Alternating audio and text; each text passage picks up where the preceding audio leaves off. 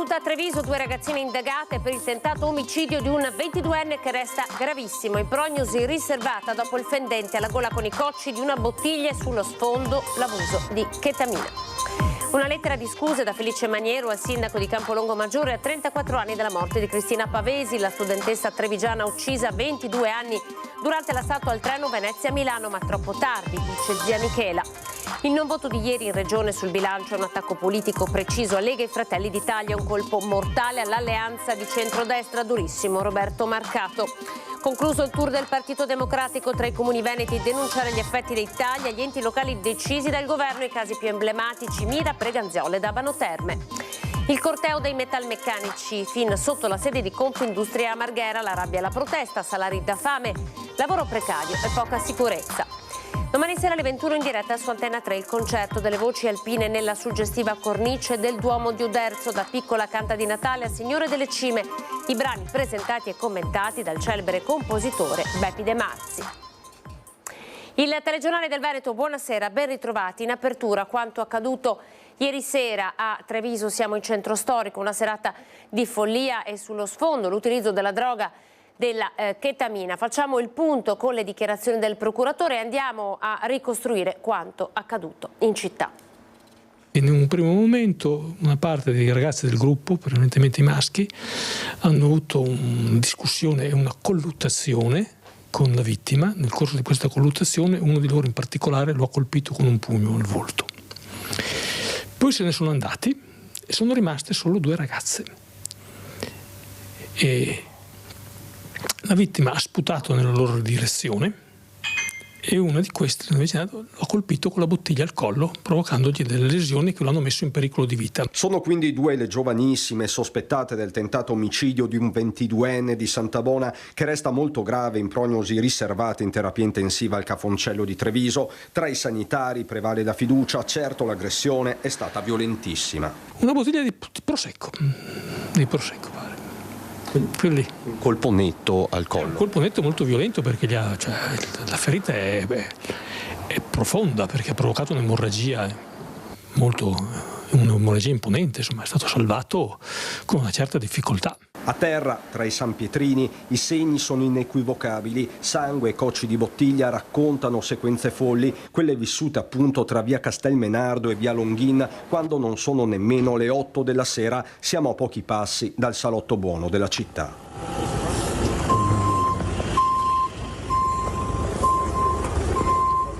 Il 22enne è a terra quando sul posto arrivano residenti, soccorritori, gli agenti delle volanti. È un fuggi-fuggi generale. Di giovedì sera alle 8, cioè nel senso aspettarsi una cosa del genere, cioè perché pensavo magari l'ambulanza per un signore che stava male, cioè di solito passano, insomma siamo in centro, e vedere una cosa del genere, gente che urla eccetera, poi sentire sangue, questo e quest'altro. Io a un certo punto ho detto, io stanotte dormo in bar. Le indagini sono serratissime, pare che alla fine i ragazzi presenti sulla scena del crimine fossero circa una decina. Nel gruppo facevano parte sia maggiorenni che minorenni, quindi il fatto sarà anche oggetto anzi è già oggetto di indagini anche da parte della procura dei minorenni. Giovanissimi, per lo più sballati, pare fatti di chetamina acquistata nel pomeriggio da un ragazzo proveniente da Conegliano. Anche su questo si sta indagando, resta un alert specifico della procura. Sta purtroppo diffondendosi tra i giovani qui a Treviso un fenomeno di violenza, si stanno diffondendo fenomeni di violenza molto preoccupanti che hanno raggiunto sia per quanto riguarda la frequenza che per quanto riguarda la gravità, hanno raggiunto un livello veramente preoccupante. Felice Maniero, ex boss della Mala del Brenta, ha inviato una mail al sindaco di Campolongo Maggiore esprimendo il suo pentimento per le conseguenze dell'attacco che nel 1990 costò la vita a Cristina Pavesi, ma la famiglia Pavesi non accetta queste scuse. Ancora oggi non mi capacito di quel che è successo e non so darmi pace per la perdita di quella giovane vita. E anche se quella è stata l'unica volta in cui una pianificazione meticolosa è stata costretta a piegarsi tragicamente alla fatalità, ciò non mi esime dal sentirmi ancora oggi in colpa per quello che è successo. Queste parole di pentimento, scritte in una mail indirizzata al sindaco di Campolongo Maggiore, sono di Felice Maniero. L'ex boss della Mala del Brenta ha voluto esprimere il suo pentimento al suo paese d'origine, Campolongo Maggiore, e alla famiglia Pavesi. La lettera è stata consegnata al sindaco Mattia Gastaldi durante la terza giornata comunale della legalità, istituita il 13 dicembre per commemorare l'omicidio della giovane studentessa di Conegliano, uccisa nel 1990. Non sta a me decidere sulla veridicità o sulla bontà dello scritto. Credo però sia un segnale importante che diamo alla comunità, un segnale molto diverso di inversione di rotta, insomma, quindi di una persona che, se effettivamente, sinceramente pentita. Inimmaginabile e imperdonabile il dolore provocato e non posso che sentirmi vicino alla famiglia Pavesi. Continua nella lettera l'ex boss. Credo sia giusto ricordare per sempre Cristina Pavesi e giudico positivo che la mia casa sia stata intitolata alla sua memoria.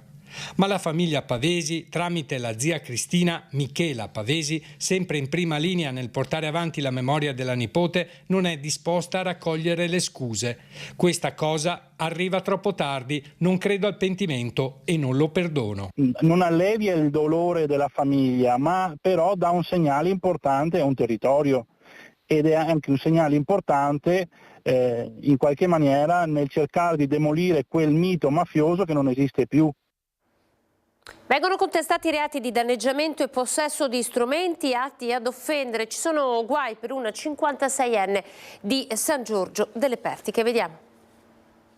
Ci hanno messo poco gli agenti della polizia locale della Federazione del Campo Sampierese, guidati dal comandante Antonio Paolocci, ad individuare chi, per due diverse occasioni, in Piazza Dante a Campo Sampiero, ha forato tutte e quattro le ruote di due veicoli di servizio. Grazie alle telecamere di videosorveglianza è stato individuato un 56enne di San Giorgio delle Pertiche. Da una perquisizione in casa gli agenti hanno ritrovato la bicicletta usata per i raid vandalici, i vestiti indossati nelle due occasioni, oltre ad uno strumento appuntito usato per forare i pneumatici.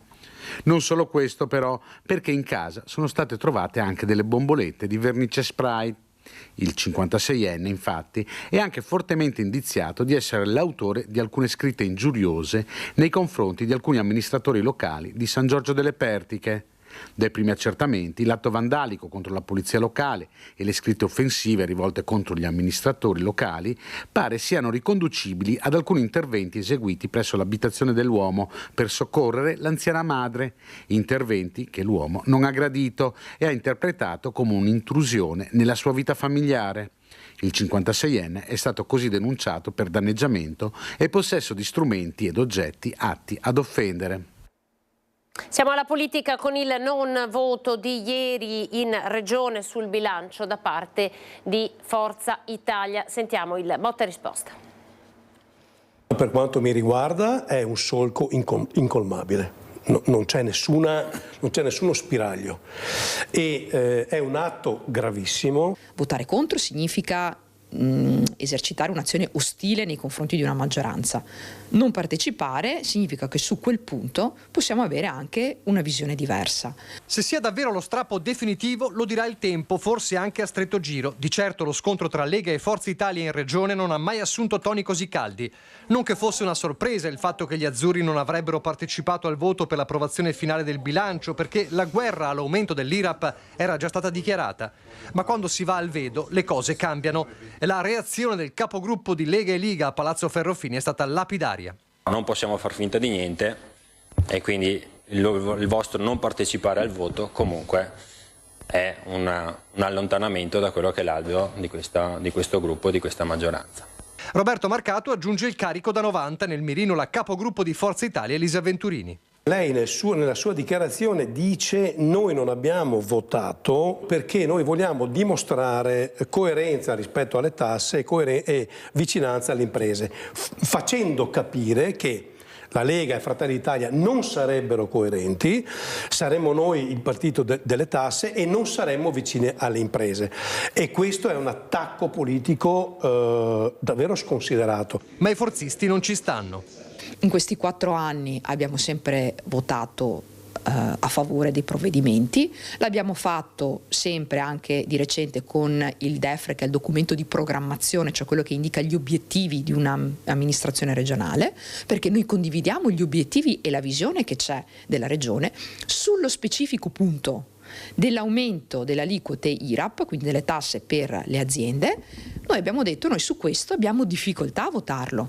Coerentemente con le nostre idee, ma anche col programma elettorale del 2020 che diceva nessuna nuova tassa per i veneti. Difficile però far cambiare idea al Carroccio sul futuro, e ora tutti si chiedono cosa accadrà da domani a Palazzo Ferrofini e soprattutto alle regionali. Siamo all'alba di una campagna elettorale che dovremmo in teoria affrontare tutti insieme. Con questa presa di posizione drammatica si è dato un colpo mortale all'alleanza di centrodestra, così come l'abbiamo vista fino ad oggi. L'impressione che si ha è che Forza Italia non veda l'ora di trovare l'occasione per smarcarsi. Allora smarcati del tutto, vai con il centro-sinistra, chiudiamo la partita e noi andremo per la nostra strada. Dichiarazioni roboanti ma nulla più, secondo gli azzurri, convinti che sia in regione che per le elezioni 2025 le cose non cambieranno. Siamo di centrodestra, non abbiamo niente a che fare con la sinistra, perché il fatto che si prenda posizione su un punto qualificante come quello dell'aumento delle tasse, che tra l'altro è un principio di centrodestra, più di così,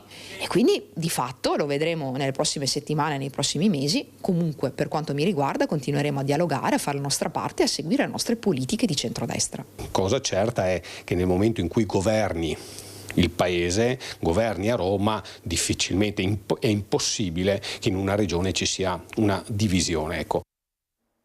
Intanto si conclude la campagna del Partito Democratico Pagano i cittadini, promossa per denunciare gli effetti dei tagli agli enti locali decisi dal governo Meloni. Sentiamo. Abbiamo una manovra di bilancio fatta di solo tagli alla sanità, tagli agli enti locali, tagli alla scuola, nessun investimento per il lavoro. Tra i tagli previsti dalla manovra economica del governo Meloni c'è anche quello agli enti locali. Grandi o piccoli che siano, i comuni si troveranno di fronte alla scelta obbligata di aumentare le imposte o di tagliare i servizi. In entrambi i casi pagano i cittadini, sostiene il Partito Democratico Veneto, che ha chiamato così la propria campagna di informazione sugli effetti della politica governativa. Comporterà una diminuzione della qualità della vita nei comuni, perché aumenteranno le tasse locali, i trasporti, i servizi, l'assistenza, le mense, e verranno meno anche possibili investimenti pubblici che sono in corso, così come quegli interventi contro il dissesto idrogeologico, soprattutto in un momento come questo di grave crisi climatica. Il focus del Partito Democratico ha portato cifre e testimonianze di sindaci da tutto il Veneto. Ad esempio, tra tagli alla spesa corrente e aumenti obbligati, Vicenza avrà 12 milioni in meno nei prossimi 3 anni e i tagli alla spesa corrente rischiano di vanificare i progetti del PNRR. Nello stesso periodo, Preganziol perderà 200.000 euro, mettendo a rischio il sostegno alle famiglie in difficoltà. A Mira i tagli di 150.000 euro annui si accompagnano ad un ulteriore $500.000 di costi non coperti che metteranno in difficoltà i servizi abitativi e sociali. Ad Abano Terme un totale di 650.000 euro di tagli aumenterà le spese per le politiche abitative e l'assistenza agli indigenti. Mentre taglia ai comuni e l'affondo del PD, il governo spende in progetti discutibili. Al miliardo che viene speso per esempio per le rotte in Albania per portare i migranti in un centro che è vuoto, soldi dei cittadini italiani, oppure le risorse per il ponte sullo stretto di Messina, che oltre a essere molto rischioso anche dal punto di vista sismico non ha una certezza. Mi domando anche la Lega come faccia davvero, anche qui da noi, a sostenere questi tesi. Tagliamo i soldi ai comuni ma diamo i soldi al ponte sullo stretto di Messina. Picchetti davanti alle aziende ad un corteo che a Marghera ha manifestato sotto la sede di Confindustria. Metalmeccanici veneziani in sciopero dopo la rottura delle trattative per il rinnovo del contratto di lavoro. Fare il metalmeccanico è un lavoro pesante, gli stipendi sono bassi e quegli stipendi sono erosi da tasse e dall'inflazione. Dopo mesi di incontri serviti sostanzialmente solo a ribadire quanto le posizioni siano distanti, il tavolo di trattativa tra sindacati e Federmeccanica per il rinnovo del contratto collettivo nazionale di lavoro è saltato. Nelle principali aziende del veneziano l'adesione allo sciopero unitario decretato da FIOM, FIM e UILM ha toccato percentuali che oscillano tra il 9% 98 e il 70%. Dopo 8 mesi di trattativa con Federmeccanica si assume la responsabilità di non aver dato nessuna risposta su salario, orario di lavoro, welfare, sanità integrativa e salute e sicurezza. Federmeccanica ci ha consegnato una loro proposta che noi abbiamo definito oscena, che non risponde minimamente alle nostre richieste, ma soprattutto alle richieste che sono state votate da più di 400.000 lavoratori e lavoratrici metalmeccanici in tutto il paese. Ogni provincia ha modulato le ore di protesta a seconda delle specifiche situazioni locali, con iniziative a Vicenza, Padova, Venezia e Verona.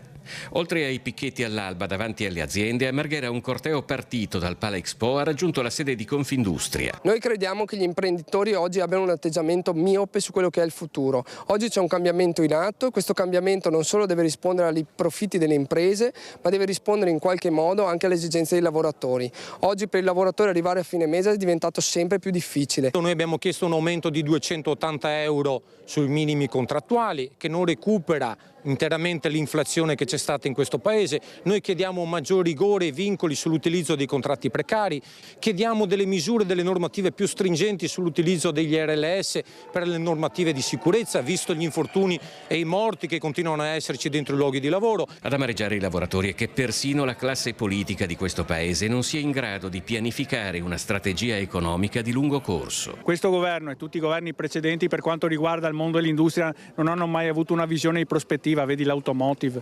Quindi ripeto, manca completamente una visione di politica industriale in questo paese e anche su questo noi ci batteremo. Concluso a Padova in Camera di Commercio il Veneto Welfare Day. Sono 2 giorni di confronto per costruire, sostenere e promuovere il benessere aziendale, tema complesso e sfaccettato. Un sistema di welfare regionale sempre più integrato vicino al territorio e impegnato a promuovere equità nel mondo del lavoro. Queste le direttrici di sviluppo del welfare veneto delineate nel corso di Veneto Welfare Day 2024. L'iniziativa, promossa da Veneto Welfare, unità operativa di Veneto Lavoro, ha messo sul tavolo del confronto temi di stretta attualità.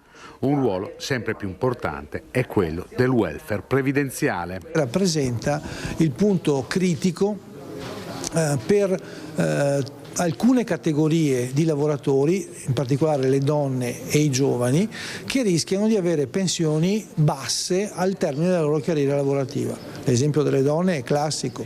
In questo momento il dato che ci dà l'INPS regionale è che la pensione di una donna è metà di quella di un uomo a fine carriera. E proprio per ridurre quello che viene definito gender gap, ovvero la differenza salariale tra uomini e donne, Veneto Lavoro ha avviato un registro delle imprese virtuose. A cosa serve il registro delle imprese virtuose? Serve a cambiare quella prospettiva rispetto appunto ancora un gap retributivo che al momento c'è ed esiste e che purtroppo molte volte deriva dalla carriera discontinua delle donne rispetto al mondo del lavoro. Quindi sistemi di welfare territoriale, aziendale, aiutano a far sì che venga meno quel fenomeno dell'abbandono del lavoro che noi vediamo alla prima nascita del figlio. I benefit legati al welfare aziendale diventano oggi